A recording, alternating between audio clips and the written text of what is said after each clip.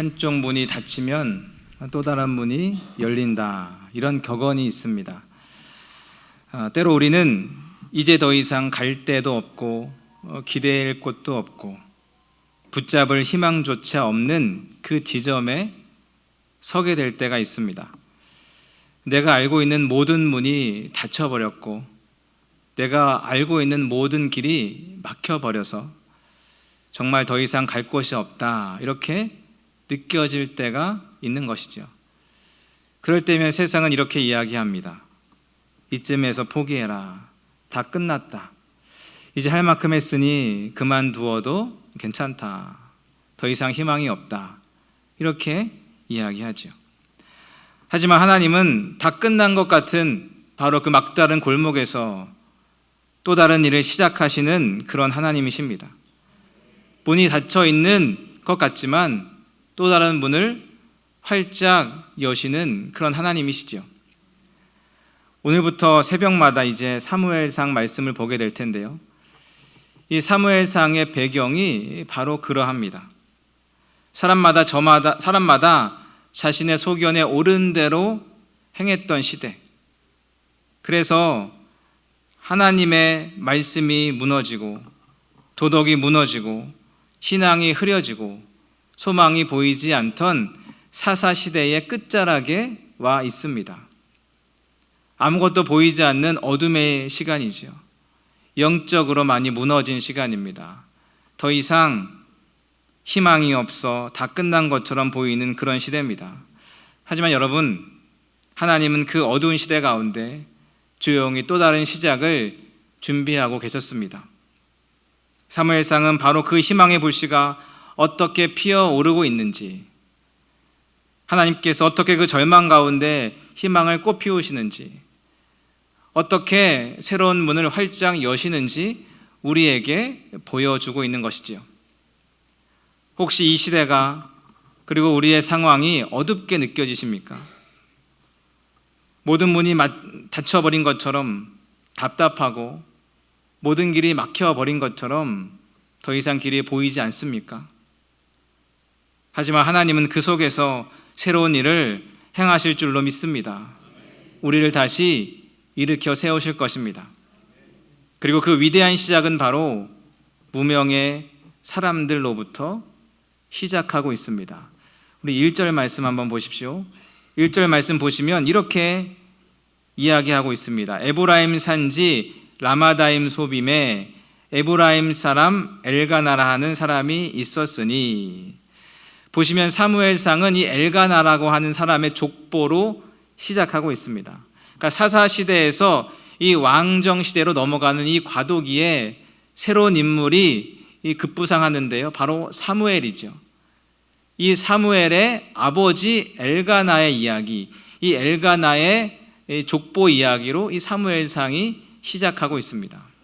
그런데 이 족보를 보시면 유명한 사람이 보이지 않습니다. 유명한 장소가 등장하지도 않습니다. 여러분 보십시오. 에브라임 산지 라마다임 소빔 들어보셨습니까? 네, 어딘지 아십니까? 아마 처음 들어보시는 분들도 많이 계실 겁니다. 이 라마다임이라는 곳은 이 팔레스타인 중앙부, 이 산악지대를 이야기합니다. 근데 성경에서는 여기에만 등장해요. 역사적으로, 정치적으로, 문화적으로 이름 있거나 유명한 장소가 아닙니다. 거기 할 만한 장소가 전혀 아니지요. 그런데 그런 지역에 살고 있는 이 엘가나라는 사람이 있었습니다. 이 사람 역시 유명한 사람이 아니에요. 이 엘가나라는 사람의 아버지가 누굽니까? 성경에 보시면 여로함입니다. 그가 누군지, 여로함이 어떤 인물인지 우리 알 수 없습니다. 성경에 보면 여로함이라는 인물이 등장하긴 하는데 동명이인이에요. 다른 사람입니다. 이 사람은 아니에요. 그리고 이 이름 없는 여로함 위의 아버지는 또 누구냐? 보시면 엘리후라는 사람이죠. 그 역시 누군지 우리는 알 수 없습니다. 이 엘리후의 아버지 도후, 또 마찬가지고 도후의 아버지 숲이라는 사람도 마찬가지입니다. 우리는 이 이름들을 성경에서 찾아볼 수 없습니다. 누군지, 어떤 일을 했는지, 어떤 사람인지 도통할 수 없습니다. 그의 가문도, 그의 권력도, 그의 유명세도 찾아볼 수 없습니다. 요즘 말로 이야기하면 그냥 지방의 어느 작은 산골 마을에 이름 없는 사람의 가문인 것이죠. 그런데 성경은 굳이 이 이름 없는 사람들이 들어가 있는 족보를 우리에게 소개하고 있습니다. 이 사사시대를 마치고 이 왕정시대로 넘어가는 그 시작점에 무명의 사람들을 소개하고 있는 것이지요. 그 이유가 무엇입니까? 하나님이 바로 이 무명의 사람들과 함께 일하시기 때문에 그렇습니다. 물론 하나님은 우리가 잘 아는 사람, 능력 있는 사람, 힘 있는 사람과도 일하시죠. 하지만 세상이 전혀 주목하지 않는 이름 없는 사람들을 통해서도 일하시는 줄로 믿습니다. 그런데 우리는 이렇게 생각할 때가 있습니다. 나는 너무 평범하고 나는 너무 부족하다. 그래서 하나님이 나를 통해 뭔가 일하시기에는 나는 너무 가진 것이 없고, 나는 너무 배운 것이 없고, 나는 건강이 허락하지 않고, 나는 너무 연약하다. 실제로 세상은 이름 있는 사람을 주목하지요. 학벌이 있거나 재산이 있거나 가문이 뛰어나거나 가진 것이 많거나 유명한 사람, 그런 사람을 주목합니다. 그런 사람, 그렇죠. 당근이죠. 네. 그런 사람이 뭔가 대단한 것을 할 것처럼 생각하죠. 많은 사람들 중에서 이름 있는 사람하고 일해야 뭔가 이루어지고, 돈 있는 사람하고 배운 사람하고 일해야 무언가 이루어진다, 이렇게 생각합니다. 그래서 모두 다 유명한 사람이 되고 싶어 하지요. 그런데 하나님은 이름 없는 자, 무명의 사람을 주목하십니다. 그리고 그 사람들을 통해서 일하시는 거예요.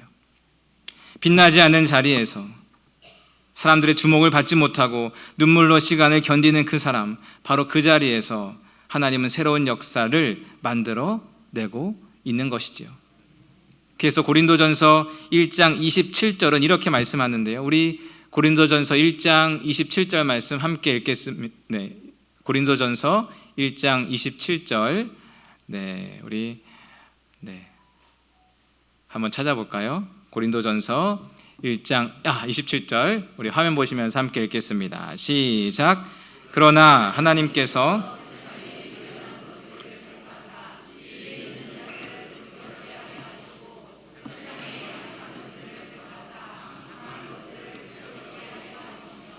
아멘. 보십시오. 예, 화면 띄워 주십시오. 네, 보시면 하나님은 누구를 택하셨느냐?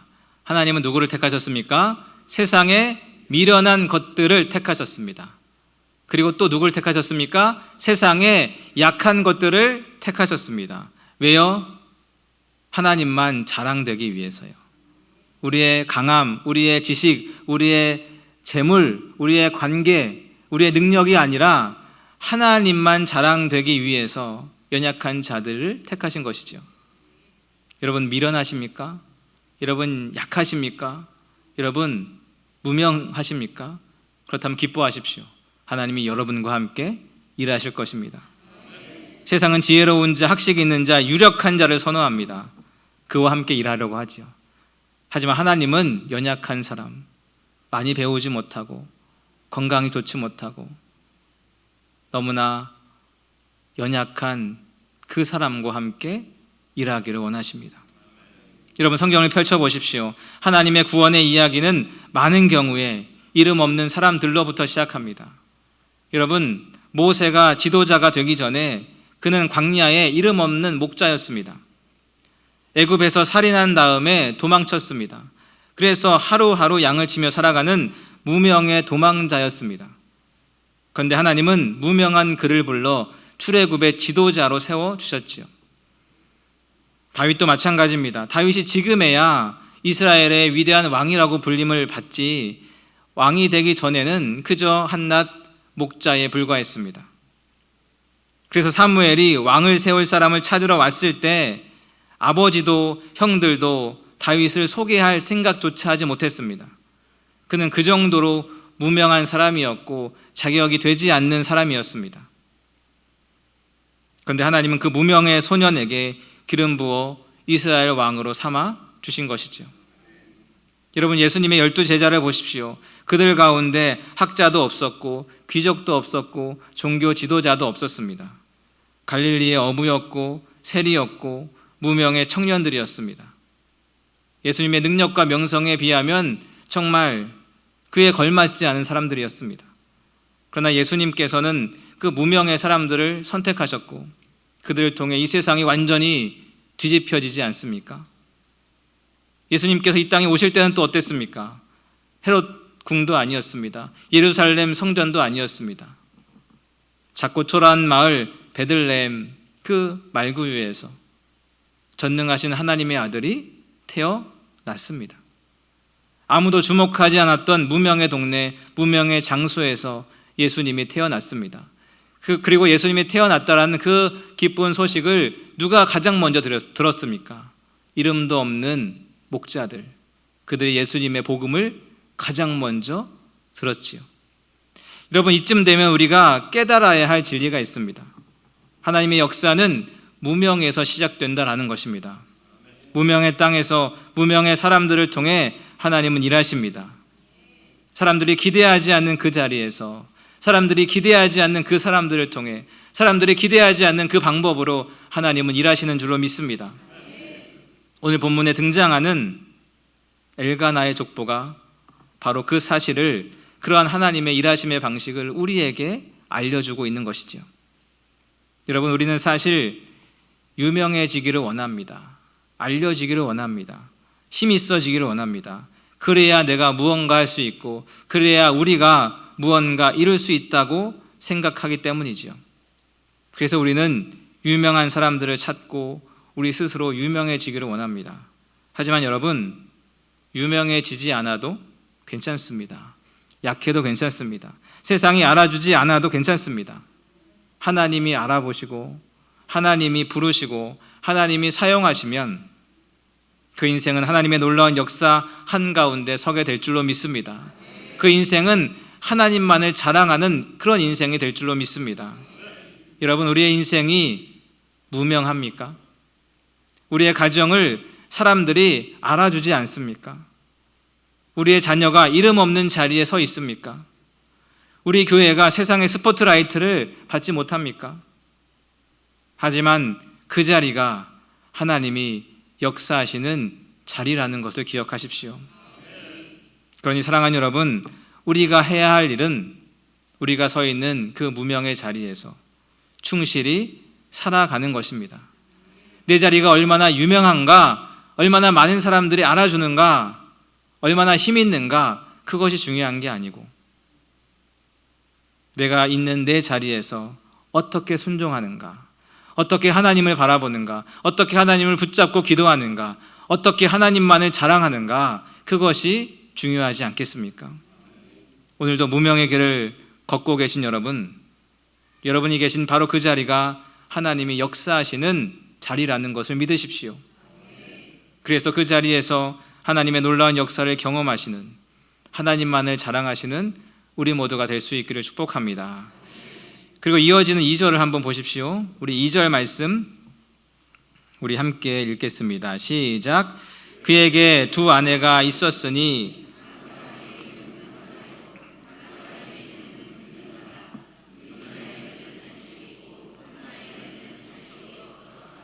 아멘. 네, 2절 말씀 보시면 엘가나에게는 2명의 아내가 있는데요, 한 사람의 이름은 한나입니다. 바로 이 사무엘의 어머니가 되는 한나이죠. 또 다른 한 명은 분인나라고 하는 여인입니다. 그런데 바로 그 뒤에 나오는 단어가, 뒤에 나오는 문장이 참 마음이 아픕니다. 뭐라고 나와 있습니까? 분인나에게는 자식이 있고 한나에게는 자식이 없었더라. 여러분, 이 짧은 구절이 얼마나 마음이 아픈지 모릅니다. 한 명에게는 자식이 있고 한 명에게는 없습니다. 이것은 단순히 가진 사람과 가지지 못한 사람을 비교하고 있는 말씀이 아닙니다. 이것은 그 사람 존재와 가치와 삶의 이유를 평가하고 있는 말씀입니다. 당시 이스라엘 사회에서 여인이 아이를 낳지 못한다라는 것은 단순히 슬픔과 아쉬움의 문제가 아니었습니다. 저 여인은 하나님께 버림받은 여인이, 저 여인의 인생은 가치 없는 인생이야. 이런 말을 들어야 했고 그런 차가운 시선을 견뎌야 했던 것이죠. 여러분, 남편 엘가나는 한나를 사랑했습니다. 하지만 자녀가 없다는 그 이유로 한나는 위축되어야 했지요. 주눅들어야 했습니다. 죄인처럼 그렇게 살아야 했던 것입니다. 열심히 살아도 누구보다 신실해도 단지 자식이 없다는 그 결핍 하나로 그녀는 늘 뒤로 물러나야 했던 것이지요. 사랑받지만 비참한 삶을 살았습니다. 존중받지만 고개 들 수 없는 삶을 살았습니다. 그것이 바로 한나의 인생이었습니다. 특별히 그 고통은 바로 신앙의 자리, 예배의 자리에서 절정에 다다릅니다.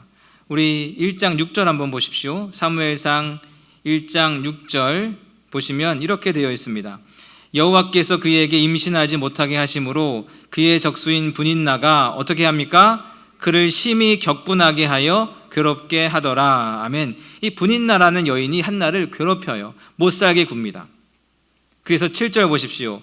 매년 한나가 여호와의 집에 올라갈 때마다 남편이 그같이 하매 분인나가 그를 격분시키므로 그가 울고 먹지 아니하니. 분인나가 그를 화나게 하죠. 그래서 울고 먹지 않습니다. 그것이 언제 일어납니까? 매년 여호와의 집에 올라갈 때마다요. 그러니까 성전에 올라갈 때마다, 예배 드리러 갈 때마다, 제사를 드리러 갈 때마다 이런 일이 발생하는 거예요. 여러분, 예배는 어떤 곳입니까? 상처받은 자가 와서 치유되는 곳, 회복되는 곳, 그것이 예배 장소 아닙니까? 수많은 짐들을 가지고 와서 다 내려놓는 곳, 그것이 예배 시간이지요. 그런데 한나는 예배 드리러 갈 때마다 이런 상처와 이런 고통과 이런 핍박과 이런 아픔을 경험하는 거예요. 예배 드리러 갈 때마다 공허와 괴롭힘을 경험합니다. 기뻐해야 될 예배의 자리가 절망과 눈물의 자리가 되어버린 것이지요. 그런 상황 속에서 한나는 눈물을 흘립니다. 팝도 넘어가지 않습니다. 그래서 결국 한나는 무엇을 선택합니까? 바로 기도를 선택하지요. 우리 1장 10절 보십시오. 우리 사무엘상 1장 10절 함께 읽겠습니다. 시작. 한나가 마음이 괴로워서 여호와께 기도하고 통곡하며. 아멘. 한마디로 기도하지 않으면 살 수 없었던 사람, 하나님 붙잡지 않고서는 도저히 하루하루를 견뎌낼 수 없었던 사람, 그 사람이 바로 한나였습니다. 한나의 결핍이 한나를 그렇게 기도하게 만든 것이죠. 그리고 바로 이 여인의 고통과 결핍 속에, 이 여인의 눈물과 기도 속에 하나님은 새로운 역사를 시작하십니다. 여러분, 눈물의 기도가 하나님의 역사를 시작하는 통로가 되는 줄로 믿습니다. 여러분, 나의 결핍이, 나의 부족이, 나의 약함이 하나님의 일하심을 막는 도구가 아닙니다. 우린 그렇게 생각하잖아요. 내가 약해서, 내가 부족해서, 내가 결핍이 나한테 있어서 하나님의 일하심이 방해되어진다. 아닙니다. 오히려 하나님을 의지하는 이유가 되는 것이고, 기도하는 이유가 되는 것이고, 하나님이 일하시는 재료가 되는 줄로 믿습니다. 그렇게 하나님은 한 여인의 눈물 속에서 한 나라의 미래를 준비하셨습니다. 이처럼 하나님은 놀라운 왕정시대의 문을 활짝 여시면서 화려한 인물의 등장이나 기적 같은 스토리나 눈부신 승리로 시작하지 않았습니다. 세상이 주목하지 않는 사람들의 이야기로, 결핍과 상처 속에 눈물로 기도할 수밖에 없었던 한 여인의 이야기로 시작하고 있습니다. 아무도 알아주지 않는 초라하고 연약한 바로 그곳에서 하나님은 놀라운 회복의 이야기를 시작하고 있는 것이지요. 사랑하는 여러분, 혹시 지금 여러분의 삶에도 아무도 알아주지 않는 이름, 아무도 주목하지 않는 자리, 그리고 남들에게 말하지 못하는 눈물과 고통이 있습니까? 그렇다면 오늘 이 성경의 이야기는 바로 우리를 향한 이야기라는 것을 기억하십시오. 하나님은 무명의 인생을 보셨고 연약한 한 여인을 보셨으며 그녀의 눈물 어린 기도를 들으셨습니다. 그렇게 어둠의 시대가 끝났고 새로운 시대를 시작하셨습니다. 그렇게 오늘 이름 없는 우리들을 통해서, 연약한 우리들의 눈물의 기도를 통해서 하나님의 새로운 역사가 시작될 줄로 믿습니다. 우리는 비록 무명하지만, 우리는 연약하지만, 우리에게 질병이 있지만, 우리는 어리지만, 그리고 우리는 나이가 많지만, 우리는 쓰러져 있지만, 우리 안에 주님이 함께 하시면, 우리가 주님을 붙든다면 우리에게 놀라운 일이 일어날 줄로 믿습니다. 어둠이 물러가고 새날이 밝을 것입니다. 우리의 눈물 속에서, 우리의 연약함 속에서 놀라운 역사를 이루어 가실 주님을 기대하십시오. 그래서 무명의 걸음일지라도 주님 의지하면서, 주님 붙잡으면서, 주님을 자랑하면서 담대히 그 걸음을 걸어가시는 우리 모두가 될 수 있기를 주님의 이름으로 축원합니다.